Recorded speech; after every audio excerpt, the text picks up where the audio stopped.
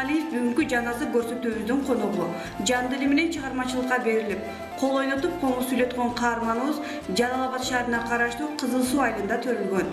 Бала кездеги коңушчу болсом деген тилеги ишке ашып, анын ар бир күнү коңуздун мукка мүнүүсүз өтпөйт.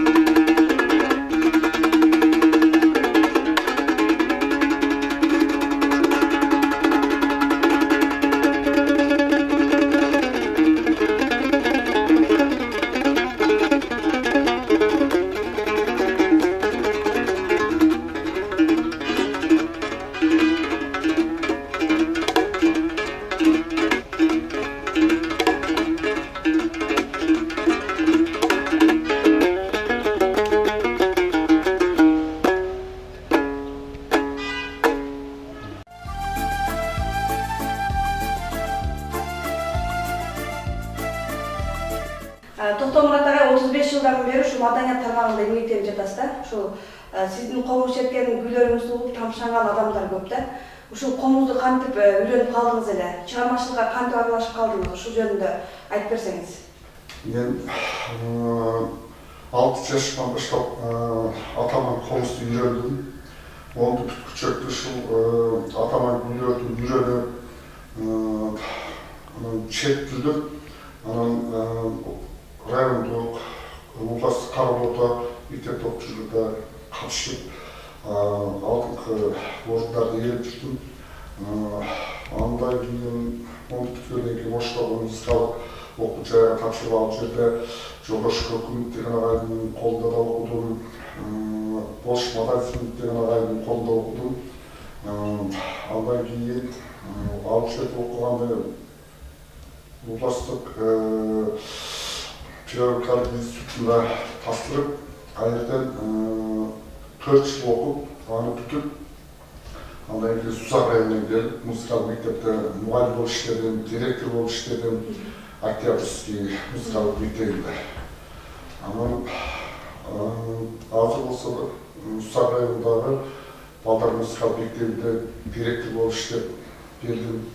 Областык Тынбеков атындагы филармониясында солист комузчу болуп иштейм. Азыркы убакта азыр ушул чыгармачылыкка ушу аралашып келе жатам. Эми окуп жүргөн мезгилде, студент мезгилинде студент жаз фестивалынын лауреаты болдум. 1-курсунан башталды. Анан окуу бүткүчөктө ушу Бишкекте студент фестивал, жаз фестивалына катышып, 1-чи орунду алып жүрдүм. Анан кийин окуп келип иштеп районда областта иштеп жүргөн мезгилдерде чет мамлекеттерге барып катышып ел аралык конкурстарда лауреат болдум. Ошол комузду чебердүүнүн сыры эмнеде? Комузду кантип чебер жашса болот? Комуздун сырлары өтө мындай сырларын билиш үчүн комузду ойногон киши гана биле алат да. Мисалы комузду үйрөнүшү өтө кыйын бул. Башка инструменттерге караганда, мисалы үнөлүк инструменттер бар, скрипка, фортепиано, аккордеон, башка ар түрдүү инструменттер көп да. Бирок комузду нота менен үйлөнгөндөн кийин баягы нотаны ойлоп шийтеп чертеп бересиң. Бизде комуздар 12 түргө бөлүнөт. Ошол үчүн үйлөп туруп анан ар кайсы үйлөнүштөрдө үйлөгөндөн кийин аны үйлөргө ылайыктап үйлөп, анан чертесиз. Өтө татаал болот да. Үйлөнгөндөн кийин урлап чертсеңер боло бербейт. Анын тере турган жери бар, тер ойноп ойной турган жери бар, кол ойноп чертеп турган жери бар. Көп ыкмалар бар да. Өтө татаал да. Ошол үчүн комузду үйрөнүшүн жадабай ушу күнгө эртеңен баягы спортсмендер эртеңен чуркай турган болсо, 6-да 5-те туруп алып чуркайбы, биз дагы эртеңен туруп алып окуп жүргөн да. Saat 5'te turup, saat 8'e çeyin 3 saat dayandıran tek sütetmeniz gibi. Yani keçide dağı 5'ten giyin, tamarçı barbanın keçide çiğitten 10'a çeyin dağı 3 saat dayandıramız. Bir de instrumentte, bir kaçı yol dayandıran temiz, 6 yol dayandıramız. Anan giyin, dayandıransa anan çıkar. Anan bir günde etti öyle bir yol alıp çetsen öte okuyun da. Şunun için bunu günlüğü dayandıransa anan giyin konusu Türk olsa da kısa kapı dayandansanız rahat çıkarsın. Olsa çalmayız. İnstrument degen öte tatal. Latı çok, örünbek. Ana pozisiyada koyup komuzlarda. Birinci pozisiya, ikinci pozisiya uşak oturup 6 pozisiya var. Ошол бөлөп анан кийин ботанын жаш балдарга үйрөтөбүз. Биринчи класска кандай сабак алсаңыздар, баягы жашын соттук коомдукчу. Ошолор бөлөдөн баштап анан үйрөтөбүз. Баягы эч бир билбеген окуучуларга.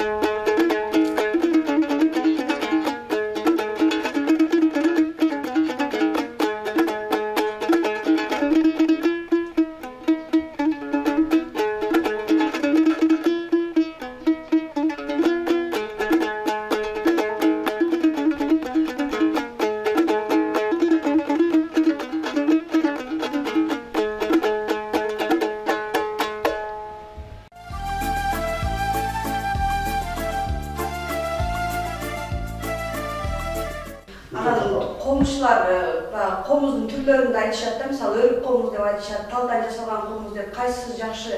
Мисалы сиз комузуңуз кайсы? Өрүк комузу? Мен комуз өрүктөн бул Кыргызстан боюнча эң кыйын чапкан усталар көлүктөр болот. Алар спец усталар, мындайча айтканда, атайын комуздун бүт кандай немелерди ыкпаларын неме туруп жасап, кандай туруп неме сыр билет да бар.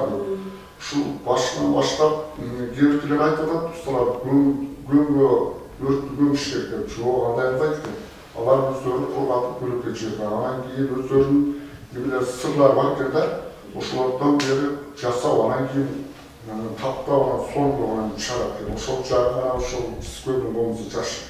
Мисалы мен мына комузду алдым. Ушул скөбүктөр. Мына азыр ойноп берем, шуну көрөсүздөр го. Муну деген улакка чапкан аттай болот. Машина деле начар десеңиз кандай болот? Мындай бузулуп начар болсо мингиси келет. Ал эми жакшы жагы машина болсо, джипке окшоп же Мерседес болуп мингенде кандай болот? Жакшы кетет. Комуз ушундай болот. Токтомурат агай, ушул жогоруда айткандай өзүңүз комузду жакшы ойнойсуз да, өзүңүз стилиңиз бар. Бирок ушу 35 жыл маданият тармагында эмгектенген менен биз сиздин али көкүрөктө эч кандай нерсени көрө элекпиз. Анан эмгек сиңирген артист дегенде наамыңыз жок да. Чындыгында чыгармачыл адам үчүн материалдык болбосо дагы ушундай руханий жактан колдоо болуш керек да. Ушул наам алуу жагын кандай карайсыз? Мындай аракеттерди көрүп көрдүңүзбү? Наамды мен ачык эле тактай бердим. Бул мен ойногондорум эми эл бааласа эле болду. Мен андай эле эмгек сиңирген алгандарды эле көрүп жүрөбүз. Алып алып деле баягы өтөсүнөн чыкпай кайра көп кетишип, мен эл артисымен же болбосо эмгек сиңирген артисттин өзүн көрсөм, ушундай эле көрүп жүрөм да, алгандан кийин ушундай болуп калат деп. Мен эмгек сиңирген артистке деле кызыкпайм.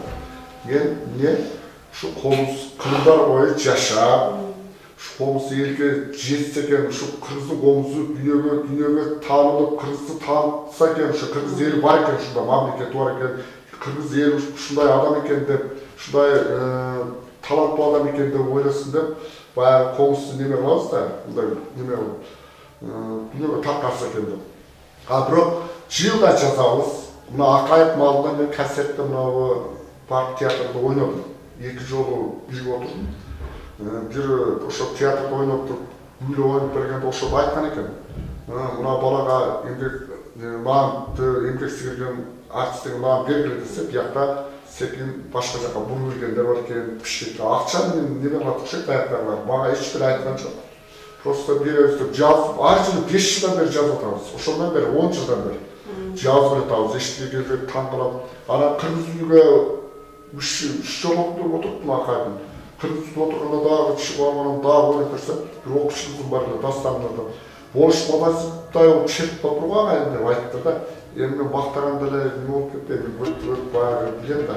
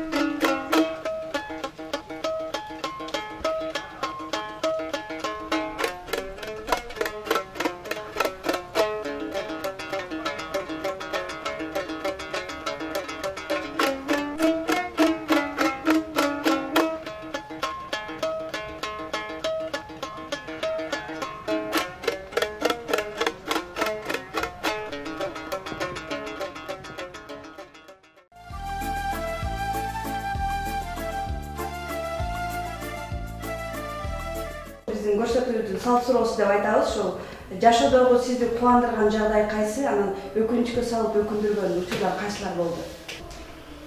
Эми кубандырган деле билбейм. Ушу өкүндүргөнүн айтайынчы, өкүндүргөн ушу жыл деле ушул бийликтегилер деле жанжал чыгарып, канча акайып кеткенден бери эле ушул убакка чейин бир мындай жакшы жактар көп болбой атат да, мындай бийликтерге деле бийлик талашпай, чоңдор бийликти эмне кылат, бийликти эл турганда бийликтин кереги жок, элди караш керек, жол тоспош керек. Бизде эмне? Адамдар ушу бири-бирине пут тосконду ушундай кылган адам өтө жаман да, ушу жаман бирок ушу. Мына көрүп атабыз. Эл эле мындайча айтканда биринчи орунга коюлсачы, мамлекет бөлүнбөйт дагы, туурасын айтканда. Адамдар маданиятка жетишмейинче, ар бир адам маданиятты болбойнча, ошо ар бир адам ошондо эч жака өнүкпөйт да, өспөйт дагы. Мынандайча айтканда биздин тилибиз менен айтканда өзүбүздүн. Ал эми кубандырганы мен эчтеке кубандырганга эчтеке болгон жок, мындай эчтеке кубангандай жок. Турмушта өтө мен көрүп атам, адамдар мындай да өз менет менен иштеп, өз менен аракет кылып, багы бийликке да карабай, башкага да карабай, ар бир адам өз аракет кылып жашап атканын, иштеп, менет менен эмгектенип иштеп аткан адамдар мени өтө кубандырат bizden. Азыр комузчу белгилүү оюнчулардын огондорун кобуз күйүүсүнө салып ойноону жакшы көрөт. Ар бир четилген комуз кайрыгы ырдагы арман менен кубанычты, ак менен караны так айтат дейт.